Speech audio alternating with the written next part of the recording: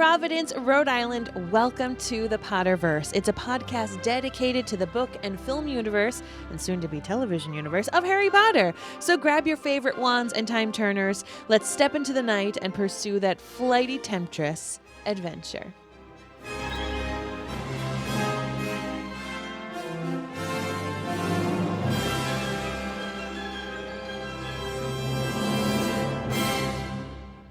Hi, everyone. My name's Mary Larson. You're for those of you who are not on the video aspect, and by the way, there is a video aspect of this podcast, so we're really excited. You missed out on the shuffle. Yeah, I can't seem to get comfortable. I noticed. Blake has been so excited to create this podcast episode back in video form. And I got to tell you, his nerves just showed that entire intro that I just did as he was shimming and shaking and trying to find the right spot. Oh, my goodness. So apologies for my minor distraction. But hello, I'm Mary. My name is Blake. Oh, man. Yeah. And we are going to be delving into A Peck of Owls. Mary just has no time for me. I don't. No time. Yeah, your name's Blake. Shut up. I thought you were still off kilter. Oh, I am. I was just trying to cover for you because I love you. No, I appreciate it. So, as I said, this is chapter 2 of our analysis of Goblet of Fire, A Peck of Owls. And here's the quote that I picked. I see, said Uncle Vernon, looking from his white-faced wife to Harry and hitching up his trousers. He seemed to be swelling, his great purple face stretching before Harry's eyes. Well, that settles it, he said, his shirt front straining as he inflated himself. You can get out of this house, boy. What? Said Harry. You heard me. Out! Uncle Vernon bellowed, and even Aunt Petunia and Dudley jumped. Out! Out! I should have done it years ago. Owls treating the place like a rest home. Puddings exploding, half the lounge destroyed, Dudley's tail, Marge bobbing around on the ceiling, and that flying Ford Anglia. Out! Out! You've had it. Your history. You're not staying here with some loonies after you. You're not endangering my wife and my son. You're not bringing trouble down on us. And if you're going the same way as your useless parents, I've had it. Out. Ooh, brutal stuff.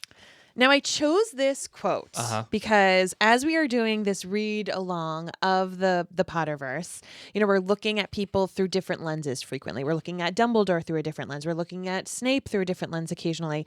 And in this moment, I am looking through Vernon Dursley as through a different lens. Yeah, it's hard. It's hard not to. Imagine Blake, a father, a husband, having owls treating your home like a rest home. Always there. You don't even want chickens, okay? What would you have done if there was owls? Puddings exploding. If your cakes exploded, Blake... Oh, we would... Oof. Yeah. Okay. There'd be some hell to pay. I love, by the way, that the puddings exploding to carry as much weight as, like, Marge blowing up. Or a flying Ford Anglia. Half the lounge destroyed. Dudley's tail, lest we forget. Yes. Marge, of course, bopping around on the ceiling. Of course, the Ford Anglia. What they don't mention, of course, is what happened in the beginning of book 4 with the tongue toffee. Yes. And that is because the ministry officials cleared their memory of that. Which I'm kind of like, why didn't you do that for the rest of this stuff then? Right, I know. Like, how can you be pick and choosing? Oh, okay, we'll get rid of his giant tongue. But your sister bobbing around in the ceiling. Yeah, that's a problem. Well, you know what? We'll leave that there. Yeah, a flying car, we'll leave it. Well, all right, let's get into the episode here in a little bit, but I just want to call out that Mary does have an addition to the studio that is awesome. And when we were on our Harry Potter world, the Wizarding World, we were down there in October, which, by the way, going around Halloween time. Oh, fantastic. Great stuff. Highly recommend. In that little sojourn, if you will, yes. We did purchase a new wand for the family. We went to Ollivander's. Yes. Our little lass was actually chosen for the wand experience, which is so exciting. That was not planned. It was just, she just happened to get picked. There was no planning. Yeah, Nobody gets to plan. And so both of our children got interactive wands, and I knew which one I wanted. I wanted the wand for my favorite character. Oh, yeah, 100%. But we didn't know where it was. And then all of a sudden, we saw it in this. Hey, I'm going to go, again, because we're in the video here. I'm going to go to you a single shot here, Mary, just because There you go. Why don't you pick it up and just show everybody what it looks like? And for friends just listening on the audio podcast, I got Hagrid's umbrella, his pink umbrella, which of course has the fragments of his wand inside. Right. And I love it so much. It is absurdly large and obnoxious. And I got it in like the beginning of the day before we went on any other rides. Mm-hmm. So I would have to constantly be checking my giant pink umbrella. But it was amazing because in Florida, it's hot and sunny. And I was able just to have this cute little pink parasol. And then Blake could find me wherever I was. He was like, hey, I'm going to go get myself some, candy or something or ice cream or butterbeer ice cream. And I was like, you'll be able to find me. You'll know where I am. It's like a real umbrella. I'm the giant 6 foot almost girl. I'm a giant in my own right with a pink umbrella. So oh man. It is our newest. It's totally obnoxious. It's totally obnoxious. But you know what? When we saw it, it was on a display. Yeah, it wasn't even like part of the regular buying. No, it was just like in this display, and I was like, "Hey, can we buy that?" And I went to the lady that was there. I was like, "Can we get that? Is that like a thing?" She's like, "Yeah. I think we got a couple left." I'm like, "Wait, more? There are more people like me that spent way too much money on this thing? A pink umbrella. On a pink freaking umbrella that I could buy for $20 at Target." Oh but gosh. Here, it's an offensive amount of money. It is. It's offensive. It is. But you know what? 100% worth it. I mean, if you wanted to just buy yours somewhere else online where it's a lot cheaper, I would do that. But we were just caught up in the moment, and I felt like I was going wand shopping. Yeah. Because I've never purchased my own wand. No, you never did. And now I did. And we do have a whole set of wands in this house for each of our family members. They've grown over time. But, this one can't fit on the wand display. No. So we've put it in the studio. Because we have our wand display in our kitchen. Yep. Because it's that big of a deal. We are that family. Above the father and daughter dance picture. Friends, if you are not yet a homeowner, if you are one of our younger witches or wizards, I got to tell you, when you get to own your own home, it's cool, man. You get to do whatever you want. You decorate your house any way you want. Like have a full-out 711 display in your kitchen. Why not? All right, you ready to get into this episode? Yes, I am. Let's do it. I solemnly swear that I'm up to no good.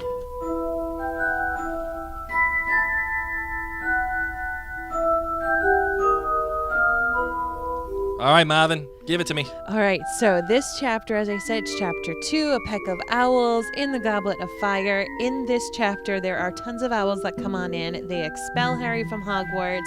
Vernon gets so upset. Owls! And Aunt Petunia ends up, that was a word, revealing that she knows what Dementors are. And then, of course, Harry is no longer expelled, but does need to stay in the house because he's going to have a disciplinary hearing with the Ministry of Magic. There's just tons of owls and lots of yelling. All the yelling. So much great yelling. And I do want to just take a moment and thank our friends at jointhenerdclan.com who have made this and all of our other podcasts possible. Mm-hmm. If you're not a member there yet and we bring a little Lumos to your knocks, you can join for as little $2 a month. Some of the perks include that you get the podcasts early, you get extra little special shows, we have extra podcasts that are only available to our friends at Join the Nerd Clan. And if you are a member there, thank you. From the bottom of our hearts, thank you. And if you're a big fan of Succession, I'm doing my knee-jerk reactions to Succession. I mean, for you younger audience, you will not be watching that show. But for you older audience, can't miss it, baby. Don't want to miss that. So, lots of things happen in this chapter as Blake adjusts his chair one more time. Bless your sweetheart. Well, you know what? I figured it out. I'm glad. That my chair is slowly, decreasing in height because the piston, I guess I'm just too heavy. The piston is it's quitting. You're not too heavy. We just bought cheap chairs. We spent too much money on an umbrella and all of our owl collection. So this is a pretty hefty chapter. Yes. Some of the chapters that happen are on the relatively small side. I mean, actually not too heavy. I guess it just feels like it's hefty because there's so many different owls and conversations and experiences that go through. But what this chapter serves as is that little bit of a recap. Yeah, we got a little bit of an exposition dump here with all of the stuff. But I love it. But I like it too because you know what? You do have a tendency to get lost and the magic of it all, right? You forget that. Let's just, like you said, Mary, let's take this from a muggle's perspective. All of this stuff is happening because this kid has come to your house, a kid that you didn't even want. And now you're telling me that there's some mass murderer out there? Yeah. And he just happens to be looking for the one kid that lives in your house? The one kid who has been guarded by cats. Let's be real. Mr. Right. Tibbles. Where would we be in this moment without Mr. Tibbles? Without Mr. Tibbles, Harry Potter would be dead. Oh, big problems. Soul sucked out of him. Thank you, Mr. Tibbles and all Park Kneasels. We appreciate you. Yes. And all of your furry friends. It does start, of course, with Mrs. Figg. And Blake and I got to listen to this chapter on our drive to New York recently. And I haven't heard Blake laugh so much in a long time listening to an audiobook. Because Mrs. Figg is Mrs. not... Phibb? Mrs. Figg. I got to tell you. You're on Planet Zippy today. I had a green tea matcha latte last night to give me a little caffeine for an event that I did, and it kept me up all night. So I am not prime Mary. Mrs. Figg There you go. is different here than in the movies. She is a lot more upset, a lot more animated, swinging her bag full of cans of cat food at Mundungus Yes. Fletcher, calling people names. And very, very different from like the kind of demure, wearing all that gray and Don't put away your measly wand, little- Harry. Yes. they tell me you were intelligent. Like we still get that, Yes. but there's just so much more to Miss Figg. There's a big difference in context and approach here, in delivery. The delivery in the book is one of, you are an idiot. Don't be an idiot. Stop being a moron. But what we learn, of course, is that she is a squib. And squib, of course, are individuals who are born into magical families who do not possess the magical traits. Right. And they can do some certain things in regards to like hang out with them and participate in some things, but they can't do spells. I mean, she's able to tell us that as well. And what I find interesting is that the other squib that plays a big part of this series is Mundungus Fletcher. Oh, no, I'm sorry. I'm thinking about Filch. Filch, yeah. I was thinking about the Filch? person that was with her. Oh, Sorry. yeah. Filch and, of course, Mrs. Norris. So I just love that squibs have these cats with them that kind of help them with the magical world, you know, because they're not able necessarily to cast spells, but they are able to interact with magical creatures, which I find really cool. Interesting. And fun fact, Mrs. Figg is a breeder of part cat, part Kneasels. Really? Yeah. Wait, is it Kneasel or is it Kniezel? Kneasel. I don't know. Sometimes I like the K silent. But sure, Kneasels. Like knee. I mean, But it looks she like it's supposed to be communicates silent. with them, and they're the ones that have been like scoping out when different people are on call for Harry. Yeah. This also leads me to think that potentially why there've just always been lots of owls maybe hanging out occasionally would not only be to deliver Harry's letters, but maybe to let Mrs. Figg know. Yeah. You know, like when there were so many owls in the neighborhood, maybe she was getting some correspondence as well. Well, you would imagine Yeah. that. Yeah. Give her a heads up. Well, all right. So I have two major questions that come out of this About chapter. Mrs. Figg? No, just in Well, general. I'm on Figg. Well, Yes, go for it. I mean, how much more could we talk about Mrs. Figg? She got cats. So much. She hid it from Harry, So much. and she had to make it miserable while he was there. No, the Dumbledore aspect. Well, that's what I was kind of getting Okay. into. That is who he's left in charge. He's left in Well- charge of watching Harry Potter, a squib, I don't mind that. until he turns 11. And now that there's issues with his safety because Voldemort is back, he trusts a squib, a cat, and Mundungus Fletcher. Well, okay, so now you're getting into one of the questions that I had. All right. Well, fun fact, there's no registry of squibs, so the ministry wouldn't have known that Harry was living across the street from a squib, and she could be there undetected and act like a little spy what? The fact that you just know that off the top of your head. Just here's a fun fact, by the way. There's no registry for squibs. I mean, I feel like Umbridge would have asked, are there any wizards that live nearby that we need to keep our eye on that may be hanging out with well, Harry yeah, Potter? no, that makes sense. I guess. But because she's a squib and they're not registered, they That's why I'm buying the fact that Dumbledore chose Mrs. Figg to look after Harry, right? Yes. He doesn't anticipate Voldemort necessarily coming back the way that he does. Yeah, I think for the first several years. You just kind of want somebody there to make sure that he doesn't, jump into a, Well, that he doesn't leave. He can't leave. That's the main thing. Harry needs to stay with the Dursleys. So you need somebody that's like part of that world that can exist in that world. Please cue the Ariel music in your heads, everybody. But you also need somebody that is understanding and aware of who Harry Potter is, right? So Mrs. Figg, to me, is actually the perfect choice. Where Dumbledore goes wrong, it's Mundungus Fletcher. Whose nickname is Dung. Another fun fact. You know what? No! There you go, Mary. What are we doing? Okay. What are we, like, and this is the problem.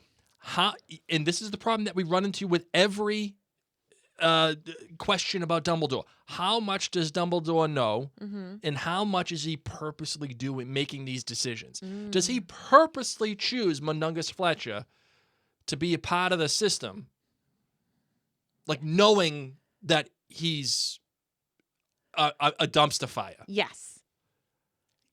Because all right. I think that Mundungus Fletcher has his ear to the ground in the underlings of the underworld. And so for that purpose, he is useful. And he obviously wants to be a member of Order of the Phoenix. But he's a terrible one, but I mean, he's gone because he hears that there's some stolen cauldrons that he can get. And he goes and does that. And he's a disaster all the time. We know that he ends up leaving when they end up rescuing Harry. In a couple of books. So Mundungus Fletcher is not reliable. Mundungus Fletcher is not a great asset. But on the flip side, the Order of the Phoenix size is super small at this point. I think it might be like 7 or 9 people only. And most of them have real jobs. They have jobs at the ministry. They have families. So Mundungus Fletcher says, I'll volunteer as tribute. And maybe he just does like the crappy shift. Okay, you know what? Nothing bad happens at 5 o'clock. Like, let's just give him that one. But I think Mundungus Fletcher, in Dumbledore's eyes, was sometimes an asset because he could go into shady things and he knew about shady stuff. No. I agree with the value that he presents the Order of the Phoenix. Like, I see the value, but this is Mary. I know. I mean, we have to say it. Where's my button? I'm not saying it was the right choice. I'm just saying I think Dumbledore, picked him and said, sure, you can come on in. I don't have my button here. I don't know. Harry freaking Yeah, Potter. thank you. I can't find my button. I got what, you. What are we doing here? Anyway, but it's Harry freaking Potter. What are we relying on? Freaking Mundungus Fletcher to take care of? Here it is.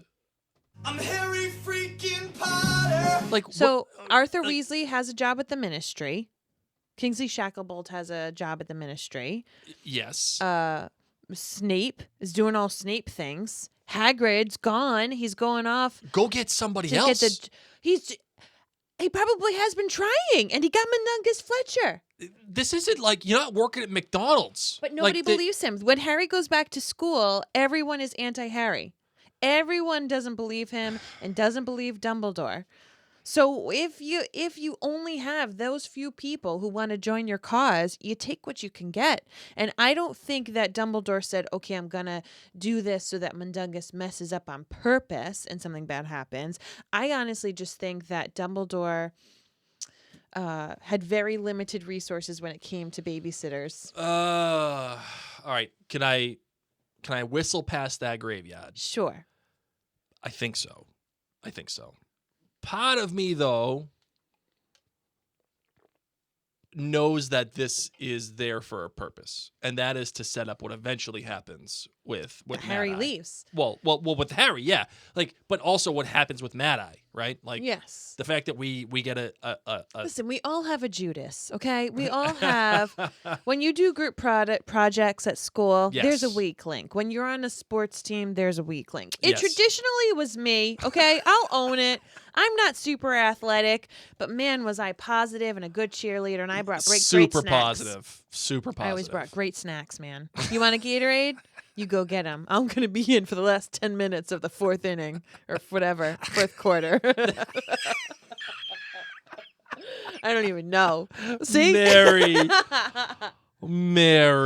Anyway. The last 10 minutes of the fourth inning.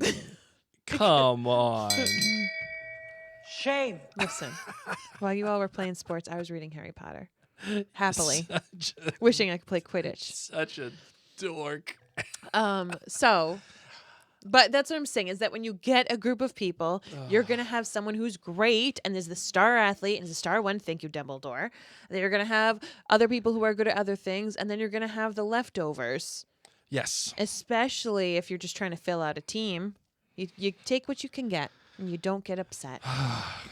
Mundungus Fletcher is the kid that you used to place in right field. Yes. Just like get him in right field. Blake, that was me. And then I got a bloody nose because I tried to reach it, and it was in the sun. Wait, what? I had my glove up to catch the softball, and it hit my nose. Like the movie The Sandlot. That was me. Real life. You're killing me, Smalls. I only did one season of softball. It's terrible at it. S'more of what? So we know why Mrs. Figg is there. We appreciate all of her time and energy that it went into taking for her to make Harry's experience poor. I kind of wish that she had told him after he became a wizard, like, listen, man, we're gonna keep this on the DL. Yeah, but she explains that though. Like she tells him that she couldn't have told him. Like, because then he'd be over there all the time, and then it would draw suspicion. And I get that. And I buy that. also, he would badger her to know information at this point. Sure. And now we see how much distance Dumbledore is putting between him and Harry, so that there could be no brain reading by Voldemort, you know, of that kind of stuff. So, yeah, Mundungus Fletcher. We're going to whistle past it, but as I said, there's limited people who actually believe Harry and Dumbledore at this point. All right. So what the conclusion that we've come up with is that Dumbledore, he's got limited resources in terms of the amount of people that are going to volunteer for the job. And yes. So, like he's down to his last choices on hopefully a shift that nothing really bad And Harry's happens. already stayed home for 2 months. Yes. So things have gone okay. Yeah, he's like, nothing. Harry's shown himself that he's not going to freak out. Maybe he had his top people on the first nights. Plus, we have Arabella Figg, and we've got Mr. Tibbles. Yep. So maybe we're going to be okay. Yeah. Just get through the night. Yeah. Done. Get out there. Just make sure nothing bad. Like, just Yes. the kid, hopefully the kid doesn't die. Okay? Just make sure he doesn't die. If he gets a bruise, if he gets into a fight, whatever. He just can't leave. He can't leave the house. Just don't leave. And then what does Harry do? I might He buy leaves. that. I might buy that. So you know what's interesting is that this all happens because Harry left Privet Drive. Correct. I wonder if the Dementors were there like all summer, just waiting. Oh, well, no, not necessarily, right? Because we know that eventually they were sent by Umbridge, right? Yeah, but I wonder if she sent them. No, right well, she has a tracker on him, right? She's able to track where he is. How does that tracker work? It's a magical thing. Right. So I guess what I'm saying It's is like the trace. You mean? Well, it's when he does magic outside of, because he's underage. He has the trace on him. Yes. But the protection that Petunia has, because Harry lives at her house, like as long as he's in their house and in their yard, like on their property that she owns, and she is willing to keep him there. Yes. That protects him from all evil. It protects him from the ministry officials even coming into the house. Mm-hmm. So he's got this beautiful bubble, but then when he goes for this walk, yeah, because he's pissed off. yep. Yeah, no, and He's I buy susceptible. So that's what I'm saying. Like maybe the Dementors were there multiple times, just waiting, or like you said, maybe Harry walked out. But it's not like the trace was activated because of a spell that he cast when he left. that. Right.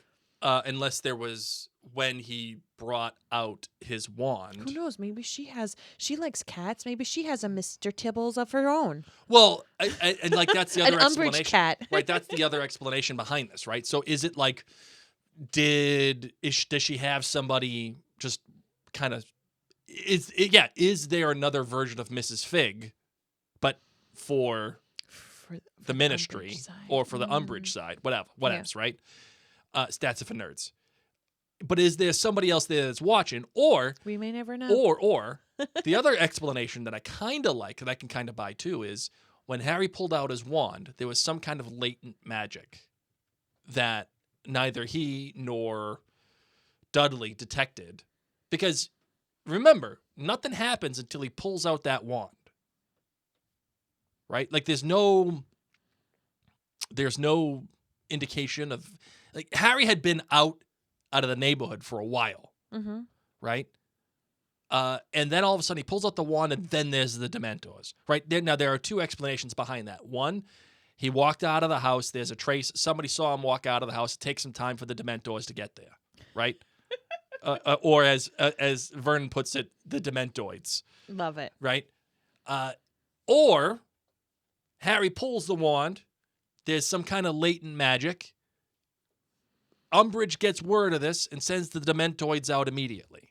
And then they show up, and then the whole thing goes to crap, right? If you had to pick one, which are you picking, Mary? I just think the Dementors were there for a little while.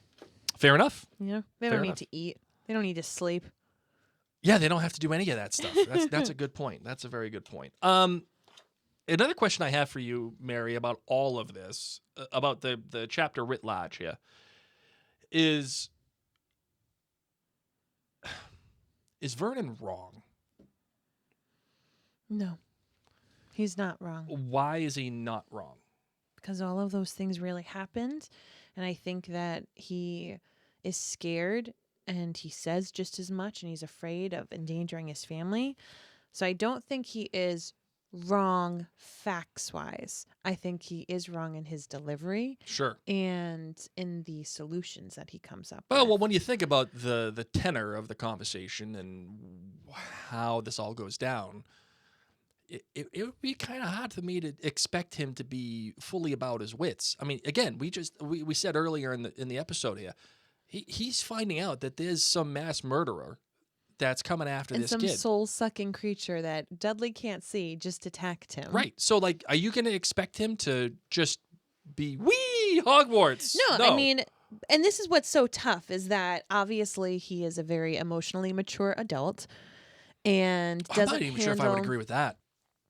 Well, you're speaking to a child, you know? You're speaking to a kid, yelling at him in such terrible ways, calling him names, just yelling constantly, hitting, things, getting bigger. I just think that he does not handle his emotions very well. Well, We are that's all- what I was going to say. Yeah. Yeah, I agree with you. Like, yeah, in fact, Mary, I would kind of suggest that he is emotionally immature because he doesn't handle... That's why I said he's not emotionally mature. Oh, but I thought you said he's an emotionally mature adult. No, immature. Oh, I apologize. Okay. Sorry. I thought you said he's an Okay, emotionally good. I'm mature like, adult. Blake, oh no, yes. So he is an immature, emotionally adult. But yeah, and that's why I read that quote, that we have to all kind of be reminded about this, that if this is your daily life and your family was threatened and all these terrible things were happening and there was a root source, and now that root source has pretty much a ticking time bomb attached to them, Mhm. what reaction would you have? And sadly, Vernon doesn't have an ounce of love towards Harry, so it's not like, we'll figure it out. It's essentially like Elsa and Anna's parents had an ounce more love for Elsa in Frozen 1. They Oh, fixed it in yeah. the play. Yes. But they're just like, ugh, let's just lock you up and put some gloves on you, Don't you think weird about it. freak. Don't come out of here. Feel it. Don't feel it. Conceal it. Okay, so What do you think about how messed up that I is? know, Oh man. they fixed it. Oh, They tried to. They But definitely so he tried doesn't to. even have like that level of, oh wow, Harry, this is scary. Let's go lock you in your room with your bird and we're gonna talk things out. He doesn't Yes. have that at first. It's just, let's get you out. And that's how I viewed it, as almost like a ticking time bomb now in his house, and for fear of his kid. We get Mafalda Hopkirk, which I just love this woman. Yeah, oh yeah. I love how she signs her letters. Like what With how best did- wishes. Yeah, best Yours wishes. sincerely. Mafalda Hopkirk. Like, and the way, by the way, that Jim Dale reads all of this on the audio book, it's phenomenal. However, the way he reads Mundungus Fletcher, it is spectacular. It is. If you haven't listened to the audiobook, you don't need to buy it. Like, I'm sure it's on YouTube or whatever. Go find Mundungus Fletcher in this chapter, as read by Jim Dale, he's read him in a way that he's like kind of sort of intoxicated. And It's Hagrid-esque. but just a little like after a few butterbeers. Yes. That's the way that I feel it. It's great. It's great. It's truly a pleasure to listen to Mundungus Fletcher as through Jim Dale. You know what's interesting to me in this chapter is we're getting all these owls coming in. Of course, at first it's, you did the Patronus charm, you're going to be expelled, they're going to come and break your wand. And Harry thinks, okay, I'm going to just leave. This place stinks. Mm-hmm. And then the next letter that he gets is Sirius's. Arthur's just told us what's happened. Don't leave the house again, whatever you do. That right there, of course, is important because Harry could be in danger if he leaves the house. Yes. Here's an issue that I have with... Because Arthur is at the ministry. Arthur's at work, and he knows what's happening instant moment, and he's able to communicate with the Order of the Phoenix. Arthur alerts Dumbledore. Arthur alerts Sirius. Yes. And he's on the inside there. So that's why it takes a little while for Arthur's letter to come on out with an owl, because he's telling everybody else what's going on. And I kind of get why Arthur can't... Well, here's what I was going to say, Mary.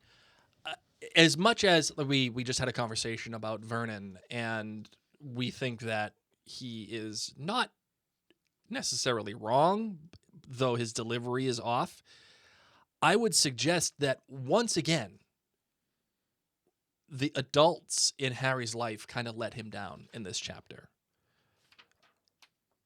And, if you wanted to say that, okay, Arthur's at the Ministry of Magic, he can't leave because he's the mouthpiece right now. Like, he's not the mouthpiece, he's the liaison, right? He's the one that's getting all the information and then relaying it. Never mind. Arthur's letter is the first one that comes. Well, whatevs, all right? No, again, it's the second one. Whatevs. Stats It's for nerds. Mafalda, then Arthur, Yeah. And then then it's Mafalda, yeah. then Sirius. I guess what I'm saying is, and then if you wanted to then argue, okay, well, where's Dumbledore? You could argue that he's going to the Ministry of Magic and he's trying to argue on Harry's behalf. Well, Arthur's one is the one that I cared about the most because he says Dumbledore's just arrived at the ministry. He's Yes. trying to sort it all out. Do not leave your aunt and uncle's house. Do not do any more magic. Do not surrender your wand. I just loved that direction of him, of letting him know, like, someone's going to take care of it. Yes. Here are the things that you need to do to be safe. Like, very clear and concise, because he knows you were just told that you have to surrender your wand. Yes. Don't do that. I guess what I was circling was, where are the adults in Harry's life?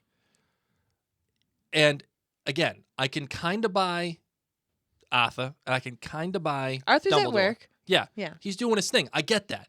Dumbledore's doing his thing. He's trying to maneuver things at the ministry with Hagrid's Arthur. at the Giants. Where is Hagrid, number one? He's out with Olymp, trying to get the sheep. He probably Fine. can't even get an owl. Fine, I'll buy that too. Number two, where's Sirius? Sirius is hiding at Grimwald Place. Come on now. What? He no, is. no. Yes, no. he is. I know. I'm not saying that he's not. I'm saying no. That I will not accept that as an answer. What did you want Sirius to be doing right now? Go straight to the Dursley's Dog house. mode?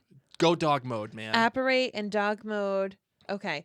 But Don't even go dog mode. Just go. the ministry officials are on their way. So what? So he's going to be put back in Azkaban. He It's like can the last disapparate. place that he would want to He go. can disapparate. They caught him before. Whatevs. Not whatevs. No. He was If- probably told Dumbledore can take care of this. No. What would be terrible is to endanger Sirius Black, to bring him to a place where we know top ministry officials are going to be. This is the only time I feel like I've ever been disappointed in Sirius. And that's totally fine. Because the way that relationship to me has worked up until this point is that Sirius has done things from afar, but like he couldn't go to Hogwarts like during Goblet. I get that.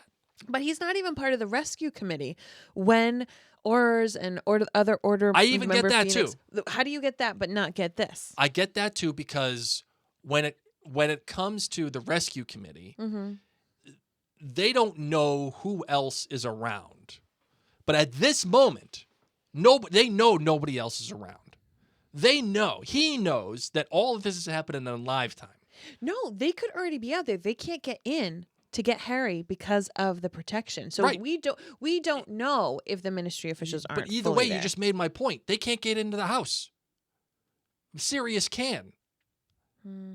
Right? So Dog mode. go dog mode, show up, clear off Maybe. the fleas, Maybe. and then get in the house, make sure you're with Harry, because all you've done is protect this kid. And I understand that he sends the letter. But maybe Dumbledore says, listen, I can take care of this. It's not like Harry's going to be Oh, killed. I don't know. I can take care of this. know. I've taken care of it before. He did some improper use of magic before and was threatened, and it's fine.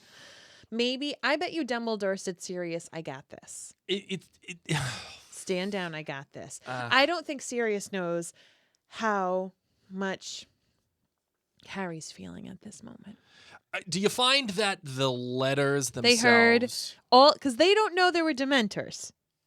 Okay? Correct. So I think that's what I'm getting at, is that from what they know, oh no, Harry Potter just did a Patronus charm in front of a muggle. Sure. Crap.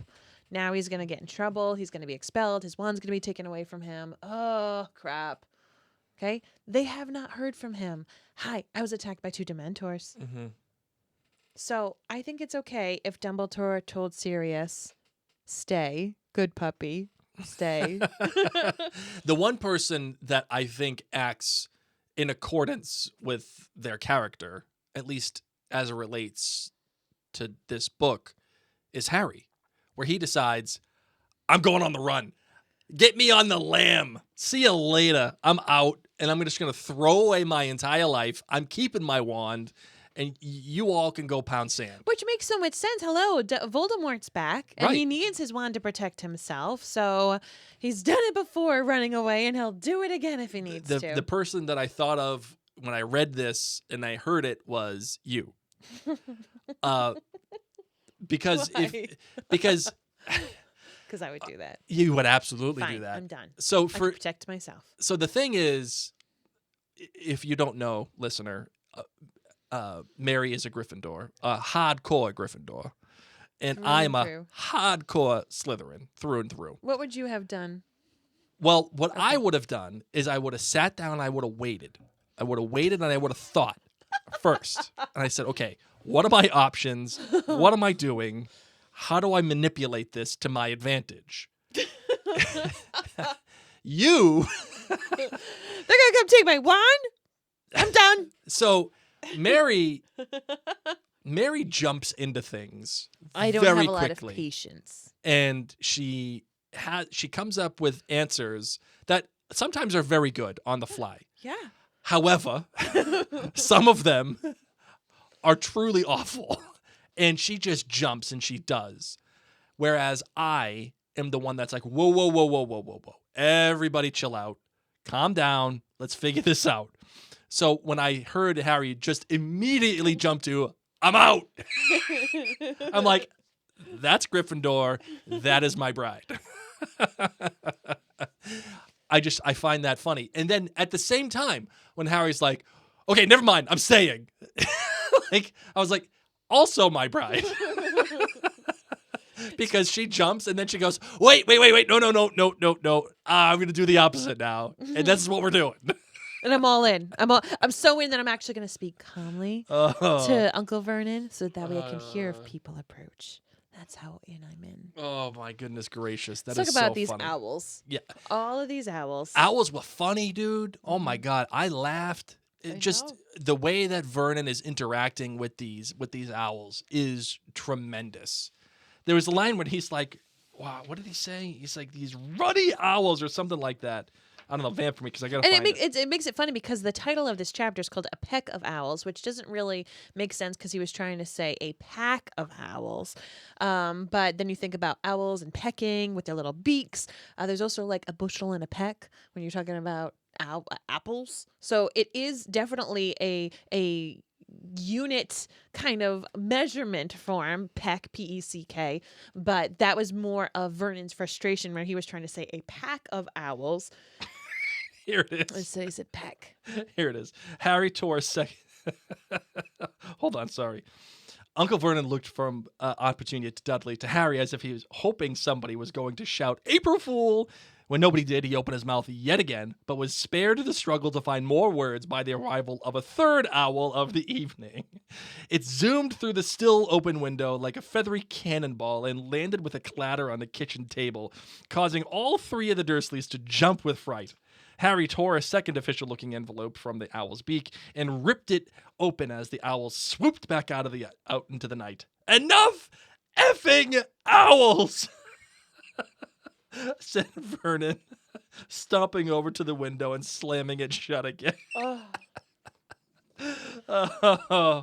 Oh my goodness His gracious. sheer frustration that continues to grow with each additional owl visit is amazing. And then it makes sense. Once again, I don't think it was the right way to react, but it makes sense as to why he reacts the way he does.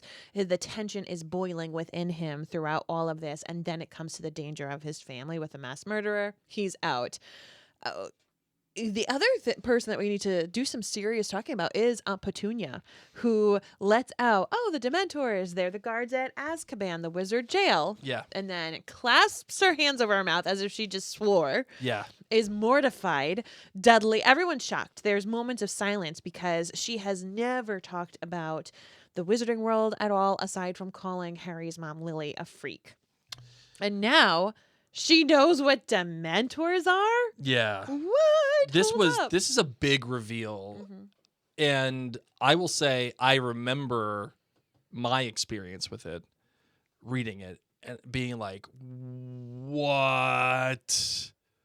Stop." Like we all knew that she had a sister that was, like we knew that she had.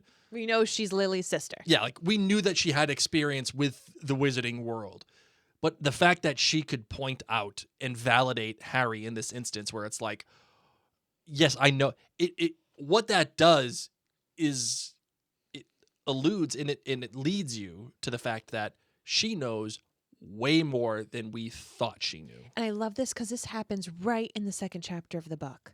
You know, when usually you're filled with a lot of fluff and exposition and reminding about people and, it's a dreary summer. And just to remind you, everybody, Harry Potter's a magical boy. This completely earth-shattering thing happens right here in chapter 2. Yeah. So and then she gets a howler. And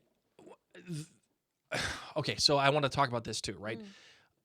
We were just watching Succession the other day. I was not. Well, good point. I was.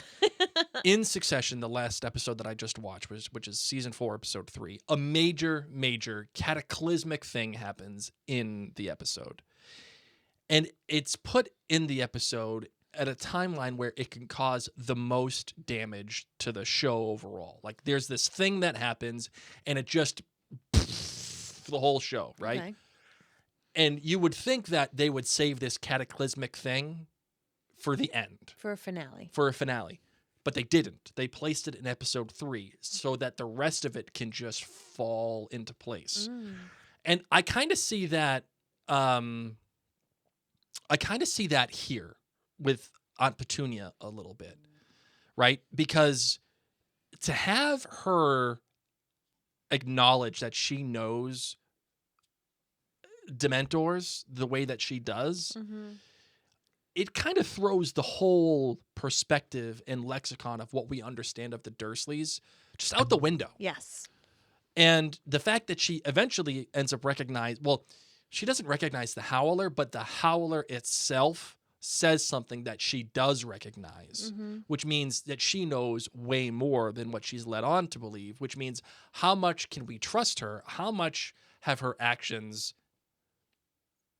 informed what she's done, and how will that inform what she does moving forward? Yes. Right? So this is placed in the perfect position, in my opinion. It also now legitimizes what Harry says, because up until now, Dudley is nonverbal. You know, he's just a mess of vomiting mess of, being upset. And he also couldn't see the Dementors. So from all he saw, Harry took out his wand and all these bad things happened. Harry is trying to explain it, though, and it's making slowly sense to Dudley as to what it was. And okay, my cousin is telling the truth. But when Petunia does this, the entire vibe shifts, because now Vernon has to take what Harry said as truth. Yes. And before it was just, you're lying. This was you cast the spell. You're getting these letters saying you cast this spell. See, it is right. You were doing bad stuff all along. And this is when danger now is entered into the equation, that their son was attacked by something magical that had the ability to suck out his soul, and that the worst mass murderer who killed Petunia's sister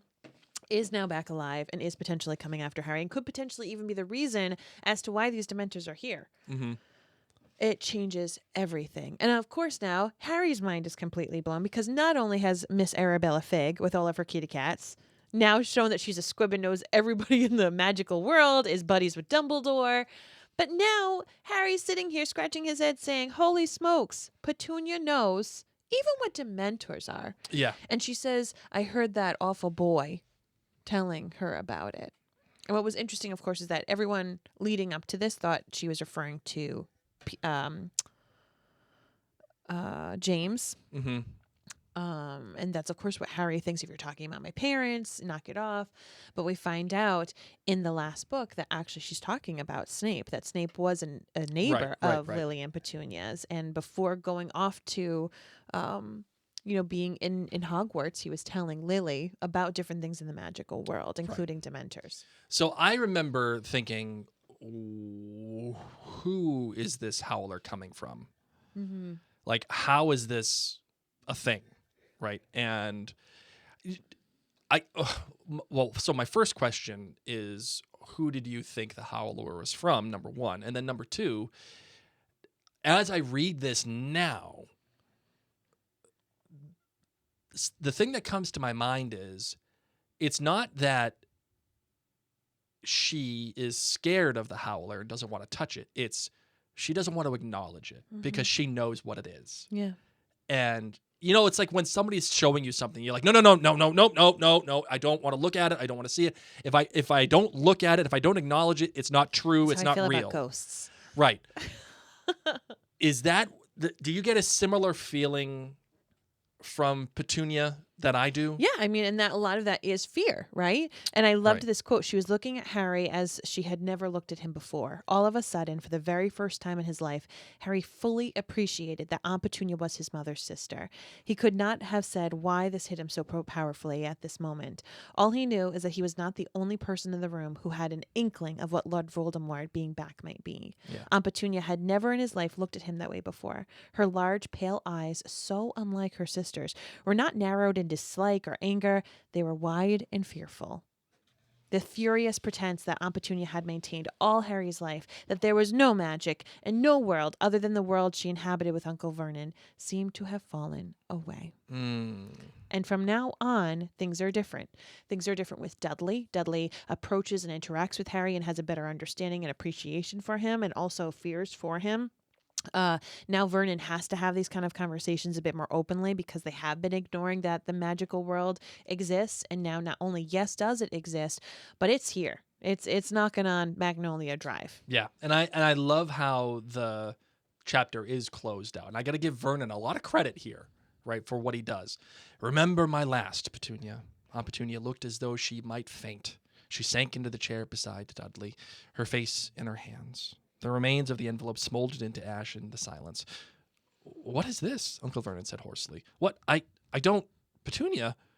Aunt Petunia said nothing. Dudley was staring stupidly at his mother, his mouth hanging open. The silence spiraled horribly. Harry was watching his aunt, utterly bewildered, his head throbbing, fit to burst. Petunia, dear? Said Uncle Vernon timidly. But Petunia? She raised her head. She was still trembling. She swallowed. The boy will have to stay, Vernon, she said weakly. What? He stays, she said. She was not looking at Harry. She had got to her feet again. But Petunia, if we throw him out, the neighbors will talk, she said. She was rapidly regaining her usual brisk, snappish manner, though she was still very pale. They'll ask awkward questions, and they'll want to know where he's gone. We'll have to keep him. Uncle Vernon was deflating like an old tire. But Petunia, dear, Aunt Petunia ignored him. She turned to Harry. You are to stay in your room, she said. You're not to leave the house. Now go to bed. Harry didn't move. Who was that Howler from? Don't ask questions, Aunt Petunia snapped. Are you in touch with the wizards? I told you, go to bed. What did it mean? Remember that last what? Go to bed. How come? You heard your aunt. Now go to bed.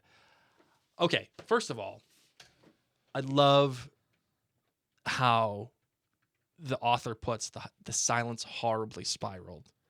because you can feel that. You know what that sounds like. You know what that tension. Not only does it sound like, but it feels like. Yeah. Right. You just that one sentence puts you right into this family room. But I gotta give Vernon credit here. That guy turns on a freaking dime because his wife said, "Nah, he's staying." Yep.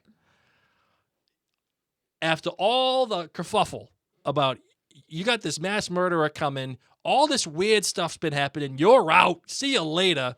She says no, and instantly he just whoop, boom, no problem, he's staying, go to bed. Mm-hmm. I gotta give Vernon credit here. Yeah. You know what? It's Let's give him just that. It's and not an that easy is thing it. to do that. No. Not an easy thing. All right, you got anything else? It's just I want to let people know in case you have forgotten that Dumbledore does explain this letter to Harry. He says, while you still call the home place, while you still call home the place where your mother's blood dwells, there you cannot be touched or harmed by Voldemort. He shed her blood, but it lives in you and her sister. Her blood became your refuge. You need to return there only once a year, but as long as you can still call it home, there he cannot hurt you. Your aunt knows this. And I explained what I had done in the letter that I left with you on her doorstep. She knows that allowing you a house room may well have kept you alive for the past 15 years. Wow.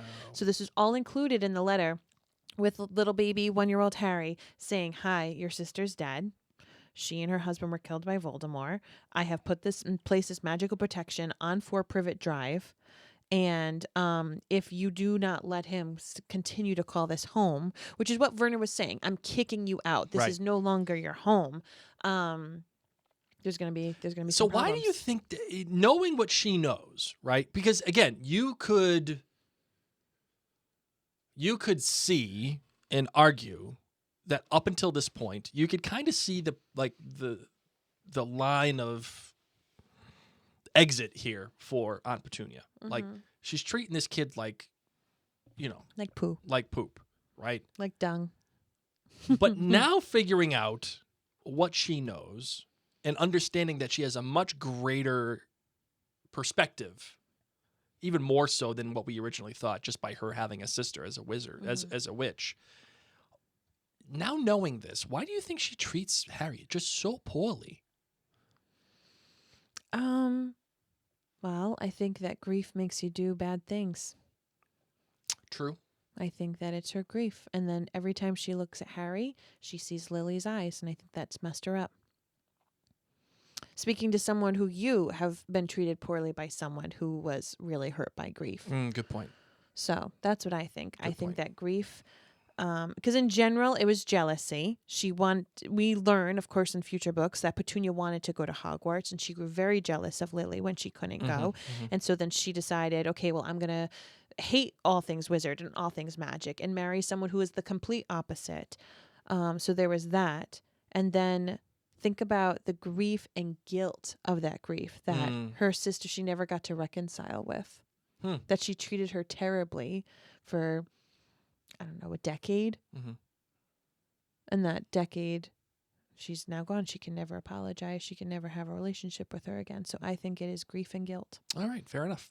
All right, you got anything else that you want for this chapter, my darling? No. All right, you ready for your different perspective? Yes. All right, let's get it done. Holy cricket! You're Harry Potter! I'm Hermione Granger. And you are? Mundungus Fletcher. Mundungus, buddy. Buddy, you got some splaining to do. You know? You got some splaining. Sure. Hey, listen, I'm not the brightest bulb in the bunch. I honestly don't even think I'm that good at fighting off Dementor. So to be honest, like, it is what it is. You would have done more damage. Probably. Maybe you would. We would have had Probably. Expecto. What? Pumpkin? What is it again? We would have Right. had curses flying. Yeah. Dumbledore knows that. I'm not good with the Expecto Patronum pumpkin thing. So, I was told this is the easy gig. You get the nighttime news shift. Harry Potter just sits inside and watches the news. You know what? I was told I had the easy job. And I thought, every day, 5 o'clock, he sits inside. It's wicked hot. I don't want to be out here. You got business opportunities. I've got a business. Thank you. You know what? Thank you. You know, Dumbledore lets everybody else do their jobs. Arthur's at the ministry. Dumbledore's at Hogwarts. This is my job. You may not respect it, Yeah. but this is my job. Last time I checked, Yeah. Order of the Phoenix, it don't pay nothing. Zip. Someone's got to make some money around The here. only person who's okay is Sirius Black, but he's wealthy. You know what? You're being slighted. Thank you. I I don't even get a cat. You get nothing. Nothing. You just Just me looking out for myself. Dung's got to do what Dung's got to do. End scene. Dung's gotta do what Dung's gotta do. You're welcome. That's absolutely the new shirt. Go to the MarionBlakeStore.com. Get that shirt coming up real soon. I'd say within the next couple of days. Oh man, excellent stuff, Mary. Great job. You're Great welcome. job. All right, we got some emails Ooh, here I love as emails. well. Here we go. Let's get into it. Mails. Yeah. All right. This one comes from Lainey, our Hi, Lainey. 6th grade listener. Lainey says, "Hi, it's Lainey again. I was so happy when you read my email. In Chapter 8 of the Quidditch World Cup in Goblet, when Mary did the different perspective, I thought Blake was dead with laughter." Oh. Yes, Mary does that to me, Lainey. Yes. And that's what happens when you find the person with whom you are most madly in love. They make you laugh. I do have an opinion on who said the spell when Dumbledore, Snape, and McGonagall blasted the door down when the fake Moody was about Tell to me, kill Lainey. Harry. I watched the movie with the subtitles, and I saw that Dumbledore said the spell. Thanks again for the podcast. Thank you, Lainey. Yes, we noticed that too when we did our commentary track, which is fair. But that doesn't mean that happened in the book. Hey, let's see what happens in the show. Oh, good point. In Because 10 years. that's something that we did not say. It's official, ladies It and is gents. official. It's official. There is a 7-season, 10-year deal that has been struck between Warner Brothers and J.K. Rowling, the author, and the Wizarding World production company, and HBO. And as it's going to be on what is now being rebranded as Max. So it's no longer HBO Max. Starting in May, it's going to just be Max. Okay. So, and there's no showrunners attached. There's no actors. Nothing's attached other than, hey, this thing is is happening.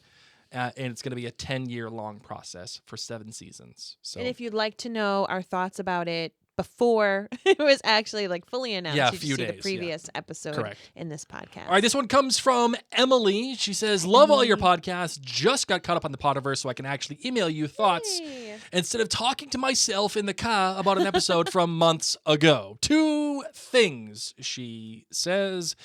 "I can't believe nobody picked Umbridge in the punch, marry, kiss categories. She is for sure the first character that comes to mind when I want to punch. To round it out, I would kiss Bill Weasley and marry Sirius, although something tells me my mother would prefer the reverse. Mary, if you were Emily's mother, would you prefer the reverse? I didn't kiss- want to even play that game. It's true, you didn't. But kiss Bill Weasley, would you do it? Would you be in on the Bill Weasley action? I mean, give me any Weasley. I'm down. And would you marry Sirius, or is he too broken? No, would not marry Sirius. Yeah, I don't blame you. No. Second, Harry not seeing the Thestrals at the end of Goblet of Fire is still bugging me. As Blake said, it's entirely possible that the author just hadn't planned everything out yet. But I was wondering if maybe there is some sort of delay between someone witnessing death and then being able to see the Thestrals. Perhaps one must have processed or accepted the Yeah, death of a that's what I certain think. point before the Thestrals become visible. Or maybe it's a standard 90-day waiting period. We'll definitely be looking for more clues as we continue to read. Yes, Emily, if you want to put yourself in that kind of logistical yoga to make that work, I agree. Maybe there is some kind of fully processed waiting period. But I also say, I just think the author kind of messed that up. And that's okay. That's okay. It's totally We all okay. make mistakes. That happens. This one comes from Ash. Oh, she signed it an elder millennial, Emily. Ooh, fellow. Are Are you a Zennial as well? This one comes from Ash from the UK. She says, "Hi, Mary and Blake. Firstly, I just wanted to show you some appreciation. I found the Potterverse when you first started it a couple of years ago. Thank you. I had just reread the books and was listening to a lot of different Potter podcasts at the time, trying to find the right one. Yours was my favorite by far. Aw. I love the format and found you both engaging and entertaining. Mary is hilarious, and Blake has the most contagious laugh." Oh, he certainly does. I do. It's one of the things I'm actually good at in this life. I've since explored some of your other podcasts, and you are also the reason why I discovered Outlander, which is now which is now her favorite TV series. So good. Shasana. Coming back June 17th, baby. I'm actually taking a 10-hour drive to Inverness next week, and I'm planning on binging Outlander cast on the journey. Thank you. I wanted to write in regarding the houses having air conditioning in the UK, as discussed on the Chapter 1 of Book 5 episode. Ash. Most houses in the UK do not have air conditioning. What? Even modern houses built right now don't have it. Blake and I could not hang. Blake, you are absolutely correct in the reason. We just don't have a need for air conditioning, as most of the year it doesn't get hot enough. However, it does mean that it gets very uncomfortable when we have a heat wave in the summer. Last year, the UK had a record heat wave with temperatures reaching 40 degrees Celsius, or for us Americans, 104 degrees Fahrenheit. And no air conditioning? Ew, ew, ew, Oh, ew, ew. You would just find me in a imagine. movie theater getting hopefully there's air conditioning in those places. I know, you would hope so.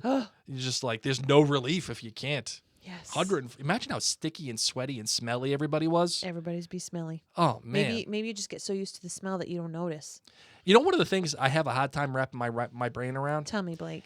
is the whole Celsius and Fahrenheit difference. Yes. And it's not that like I don't get it. Like, I understand it. But how can there be such a disparity? Like 40 degrees Celsius is 104 degrees Fahrenheit. Yep. That's Not simple banana math. land. Not simple math. Like, what?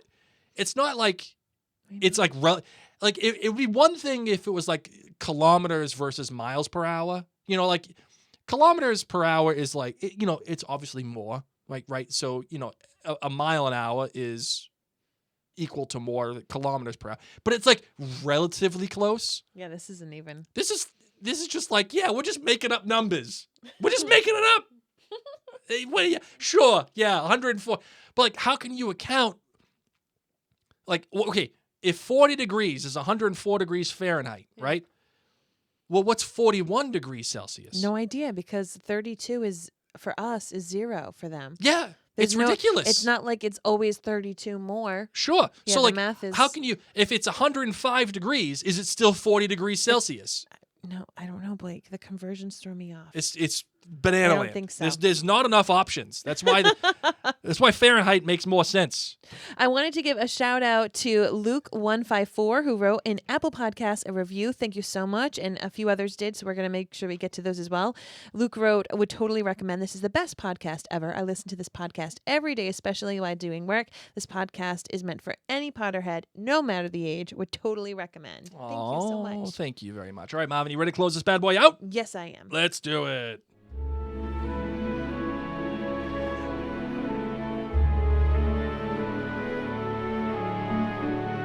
We want to thank you all so much for hanging on out with us. We're excited to continue to delve into this amazing, amazing, amazing book.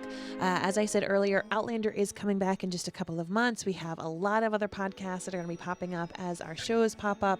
And if you're a fan of The Last Kingdom, which is a show on Netflix, they just dropped a movie. So Blake and I are going to be having an episode about that on our Last Kingdom podcast soon as well. So we are keeping busy at Mary and Blake Media. Always thank you to our friends at jointhenerdclan.com. You keep all of this going.